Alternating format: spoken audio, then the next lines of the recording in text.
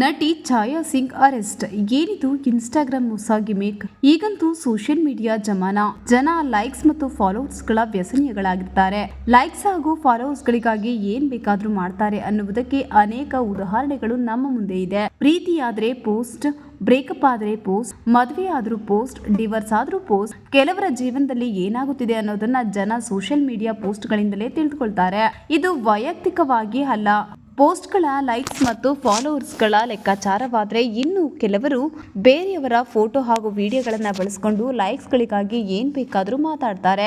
ಅದರಲ್ಲೂ ಸೆಲೆಬ್ರಿಟಿಗಳ ಫೋಟೋವಂತೂ ತಮಗೆ ಇಷ್ಟ ಬಂದಂತೆ ಬಳಸ್ಕೊಳ್ತಾರೆ.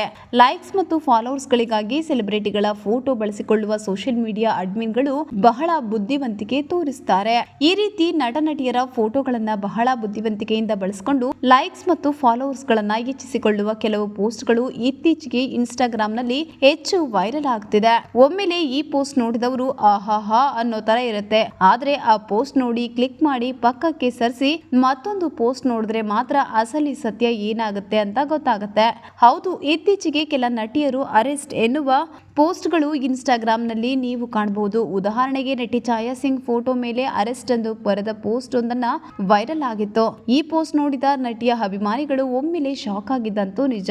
ಫೋಟೋ ಮೇಲೆ ಕ್ಲಿಕ್ ಮಾಡಿ ನೋಡಿದ್ದಾರೆ, ಬಳಿಕ ಪಕ್ಕಕ್ಕೆ ಸರಿಸಿ ಮತ್ತೊಂದು ಪೋಸ್ಟ್ ನೋಡಿದ್ರೆ ಜನಪ್ರಿಯ ನಟಿ ಛಾಯಾ ಸಿಂಗ್ ತಮ್ಮ ಸೌಂದರ್ಯ, ತಮ್ಮ ನಟನೆ, ತಮ್ಮ ನಗುವಿನಿಂದ ಎಲ್ಲರ ಮನಸ್ಸು ಕದ್ದು ಆರೋಪದ ಮೇಲೆ ಬಂಧನ ಎಂದು ಬರೆದುಕೊಂಡಿದ್ದಾರೆ.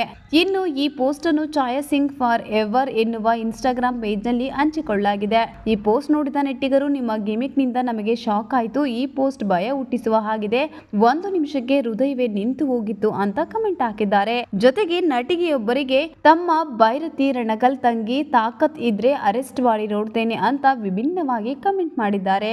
ಈ ರೀತಿಯ ಇನ್ಸ್ಟಾಗ್ರಾಮ್ ಗಿಮಿಕ್ಗಳು ನಟಿ ಛಾಯಾ ಸಿಂಗ್ ಫೋಟೋಗೆ ಮಾತ್ರವಲ್ಲ, ಅನೇಕ ಜನಪ್ರಿಯ ನಟಿಯರು ಫೋಟೋಗಳನ್ನ ಇದೇ ರೀತಿ ಬಳಸಿಕೊಂಡು ವೈರಲ್ ಮಾಡಲಾಗ್ತಿದೆ. ಹೀಗೆ ಇನ್ನಷ್ಟು ತಾಜಾ ಸುದ್ದಿಗಾಗಿ ನನ್ನ ಚಾನೆಲ್ನ ಸಬ್ಸ್ಕ್ರೈಬ್ ಮಾಡ್ಕೊಳ್ಳಿ. ವಿಡಿಯೋ ಇಷ್ಟ ಆದರೆ ನಿಮ್ಮ ಸ್ನೇಹಿತರಿಗೂ ಕೂಡ ಶೇರ್ ಮಾಡಿ.